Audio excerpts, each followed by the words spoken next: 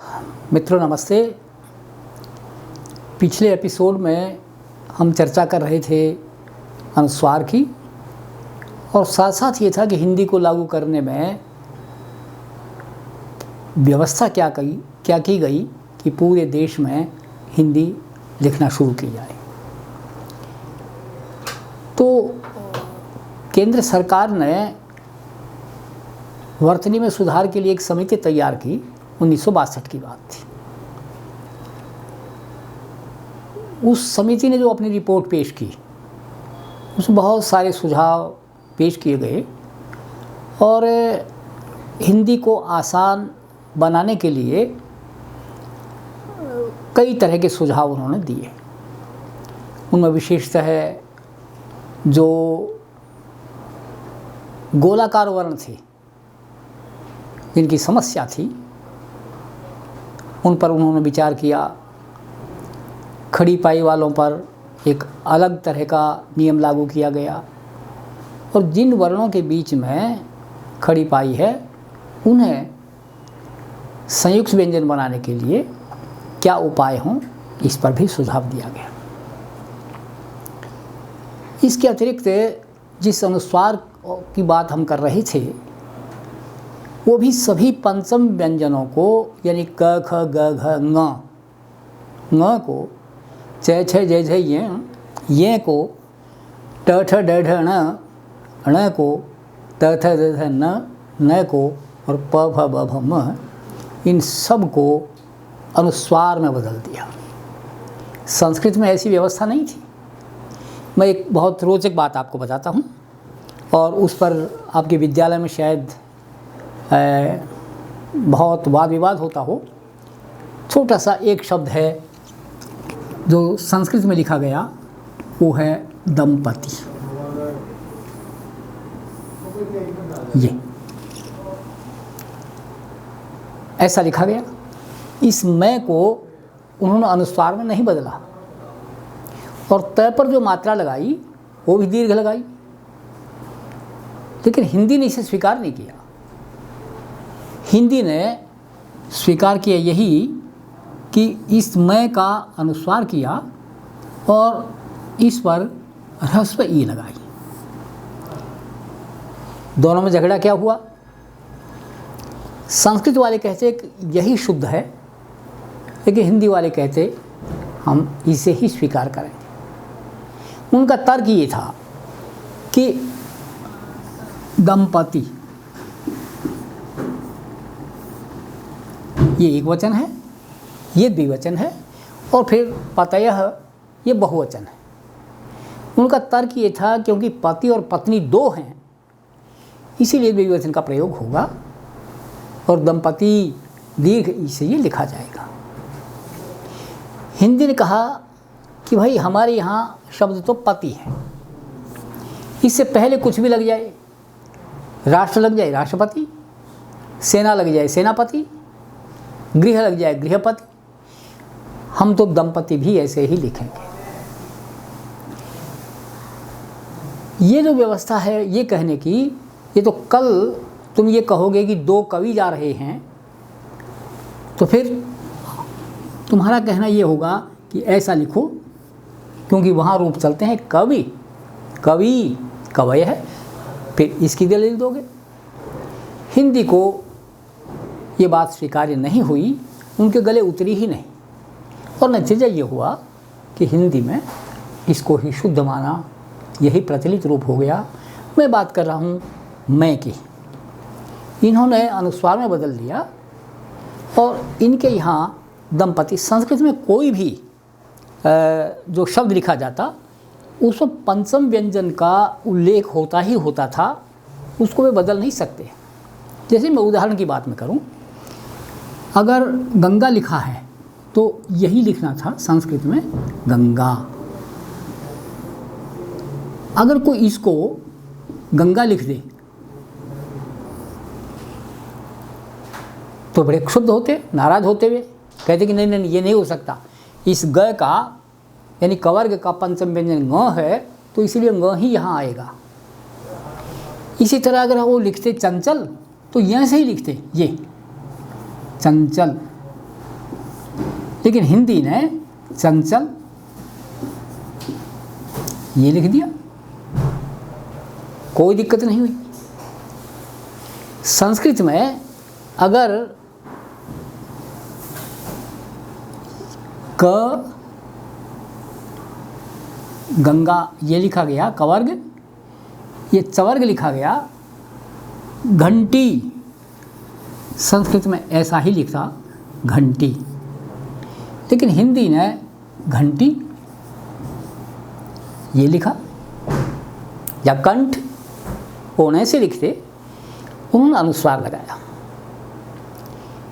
और तथ दथ न, उनको अगर सुंदर लिखना पड़ा तो ये लिखते, लेकिन हिंदी में सुंदर यही लिखा। अगर संस्कृत में चंपा लिखना पड़ेगा तो मैं से ही लिखेंगे चंपा, लेकिन हिंदी में चंपा ये लिखे। यानी ये अण येण न और म। हिंदी में आपने देखा कि सब जगह अनुस्वार है, और संस्कृत में सब जगह पंचम व्यंजन का प्रयोग न, य, अण, न, म, सब जगह पंचम व्यंजन का प्रयोग किया गया है। हिंदी में ऐसा नहीं। तो उन्होंने तो कुछ ज़्यादा ही चिंतनशील व्यक्ति थे, उन्होंने एक तर्क ये दिया कि ये कैसे पता चलेगा कि ये न है। बड़ी अजीबोगरीब बात है। पहले तो हमारे पास नियम ये है कि जिस वर्ण से पहले अनुस्वार होगा ये अनुस्वार उसका पंचम व्यंजन है। चंचल में य है, घंटी में न है, ये त थ द ध न है, ये प फ ब भ म है। साफ साफ सी बात है। दूसरी बात, इनके सिवाय हम बोल ही नहीं सकते कुछ, क्योंकि वर्ण उच्चारण की कुछ व्यवस्था ऐसी कर रखी है नैसर्गिक कि हम नहीं बोल पाएंगे उसे। कई बार आप देख होंगे परीक्षाओं में ये लिखते हैं संबंध, फिर उसको मैं तो लिख दिया यहाँ, लेकिन यहाँ पर अनुस्वार लगा दिया इस न की जगह। कई जगह यहाँ अनुस्वार लगा दिया और ये लिखते हैं, और बाकी दोनों जगह अनुस्वार। और सवाल ये होता है कि इनमें से मानक वर्तनी का प्रयोग कौन से शब्द में हुआ है। अब साफ साफ बात यह है कि संस्कृत तो इसी को शुद्ध मान दी है, और इनका कोई औचित्य है नहीं। हिंदी ने संबंध को मानक माना इसको, क्योंकि अनुस्वार की व्यवस्था उनके यहाँ है। और बोलने में हम इसको कितनी ही कोशिश कर लें, हम कुछ और बोल ही नहीं सकते। जब भी बोल के देखेंगे इसका उच्चारण संबंध ही कर पाएंगे, इसके अतिरिक्त नहीं है। तो मैं ये कहना चाह रहा था कि केवल मोनुस्वार की बात थी संस्कृत में, बाकी सब जगह पंचम व्यंजन का प्रयोग आज भी होता है, पहले भी करते थे।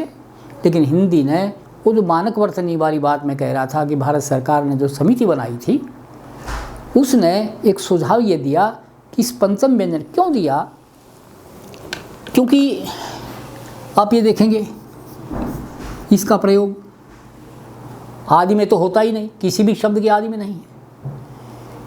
मध्य में भी बहुत कम, बहुत कम। हाँ, संस्कृत में जैसे अदेंग गुण है ऐसा कह दिया, उस तरह के उनमें वो कहीं प्रयुक्त होता था। इसी तरह से संस्कृत में भी और हिंदी में भी कोई शब्द शुरू से,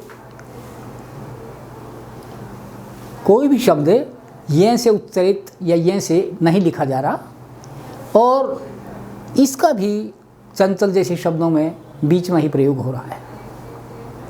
या एक समास है जैसे नय, अंत में इसका प्रयोग दिखाई देता है। येण ण से भी कोई शब्द आरंभ नहीं होता, कोई शब्द आरंभ, ङ य ण न, ये तीनों के तीन वैसे हैं जिनसे किसी शब्द का आरंभ है ही नहीं। पूरा कोश देख लीजिए। हाँ, जो जैन धर्म में अणमो और ये हंतारम, वहाँ एक ये अण का है प्रयोग। बाकी हमें हिंदी साहित्य में या संस्कृत में इनमें से कोई सा वर्ण ऐसा नहीं है जिनसे कोई शब्द शुरू होता हो। ये बोलने में आए ही नहीं एक तरह से। अंग्रेज जब हमारे यहाँ आए और उन्होंने संस्कृत पढ़ना शुरू किया, तो जब उनको गंगा लिखना पड़ा तो एन से ही लिखा, GA, ये गंगा ये लिखना पड़ा। चंचल लिखते तो CHAN, एन से ही लिखना पड़ा। और चंचल कारण लिखना पड़ा तो KRAN, यानी तीनों जगह एन ही लिखा उन्होंने। लेकिन अपनी किताब की भूमिका में लिख दिया कि इस एन पर यदि हम यहाँ निशान लगा देंगे तो ये पढ़ा जाए, यहाँ निशान लगा देंगे तो ये पढ़ा जाए, और यहाँ इसको चिन्हित कर देंगे तो ये ण पढ़ा जाए। उन्होंने अपनी किताब की भूमिका में लिख दिया, इनके उच्चारण में भिन्नता दिखाने के लिए कुछ चिन्ह दिए। हम अपने हिंदी में भी ये समस्या है। मान लिया मैं लिखता हूँ सुदेश, और ये मैंने लिखा MA, इसे हिंदी में लिखूं तो मैंने लिखा MA। लेकिन आप देखिए A और ये भी A, मैं थोड़ा बड़ा लिखता हूँ।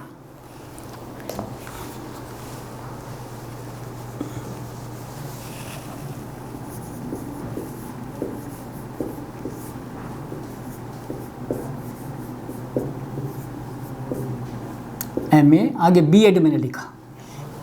पर मेरा निवेदन सिर्फ इतना सा था, इसे हम पढ़ते हैं A, लेकिन इसे A नहीं पढ़ते, इसे एम नहीं कहते, MA ऐसा कोई नहीं बोलता, इसे M कहते हैं।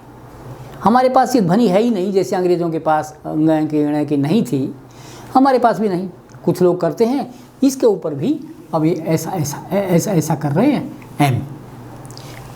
इससे इसकी भिन्नता दिखाने के लिए एक अलग से चिन्ह उनको लगाना पड़ रहा है ताकि इसका उच्चारण ठीक हो। तो ये समस्या थी सभी भाषाओं में। हाँ, दो वर्ण पंचम व्यंजन न भी और म भी, ये दोनों के दोनों खूब प्रचलित भी हुए, आदि में भी हुए, मध्य में भी हुए और शब्द के अंत में भी हुए। ये दोनों के दोनों, इनका प्रयोग प्रायः शब्दों में होता रहा है।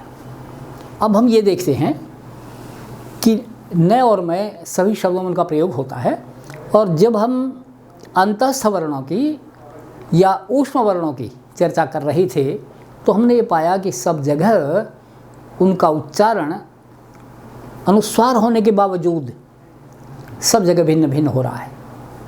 हाँ, मैंने अपनी कार्यशालाओं में एक प्रयोग करके देखा। मैंने एक शब्द लिखा,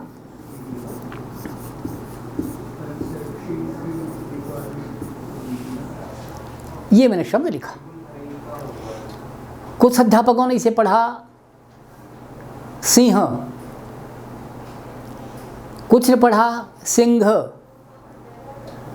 और इक्के दुक्के ऐसे भी थे जिसने कहा सिंह। हैरानी की बात है, हम रोटी को सब के सब रोटी पढ़ रहे हैं, इस पंक्ति के अध्यापक भी, उसके भी, और मैंने लिखा कमल, सब के सब इसे कमल ही पढ़ रहे हैं। तो फिर वजह क्या है, जब इसे रोटी पढ़ सकते हैं सारे विद्यार्थी भी, अध्यापक भी इसे कमल पढ़ सकते हैं, तो इसके 2 या 3 पठन क्यों सिंह कहा, क्यों सिंह कहा, क्यों सिंह कहा, ये समस्या है। हम इस पर भी, इसको भी आप पर छोड़ते हैं, चर्चा कीजिए और अपने बहस व मुबाहिस में किसी परिणाम पर पहुँचिए। लेकिन आपको ध्यान होगा कि पिछले एपिसोड में मैंने 3 शब्द दिए थे। एक आधा, जिसका स्त्रीलिंग आधी होता था, और इसका बहुवचन आधे होता था। एक शब्द था पौना, जिसका स्त्रीलिंग पौनी और बहुवचन पौने। एक सवाल था सवा, कि सवा का सवे क्यों नहीं बोला जाता या सभी क्यों नहीं बोला जाता। ये हमारी समस्या थी। हाँ, ये आप लोगों ने सोचा होगा, निश्चित रूप से कुछ लोगों ने उसके उत्तर ढूंढ लिए होंगे। जो हमारे साथी नहीं तलाश कर पाए, कई बार साथियों से पूछने के बावजूद भी उस परिणाम पर नहीं पहुंचे, और जो पहुंच गए, उन दोनों से मेरा अनुरोध है कि वे एक बार मुझे भी सुन लें और विचार करें कि यह ख्याल कितना दुरुस्त है, कितना सही है, कितना उचित है, इस पर ध्यान दें। दरअसल आप जानते हैं कि सार्ध एक शब्द है जिससे बना आधा।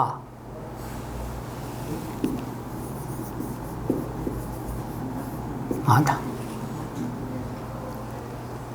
एक शब्द है न्यून, कम, जैसे एकोन त्रिंशत, 1 कम 30 ऊन है। तो पाव ऊन होने की वजह से, पाव कम होने की वजह से उसे कहा पौना।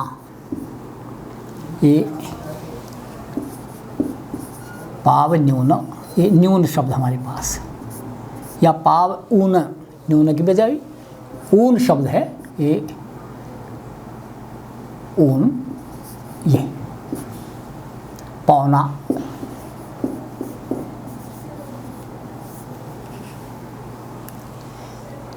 लेकिन यह है स पा द, सपाद, इससे बना सवा।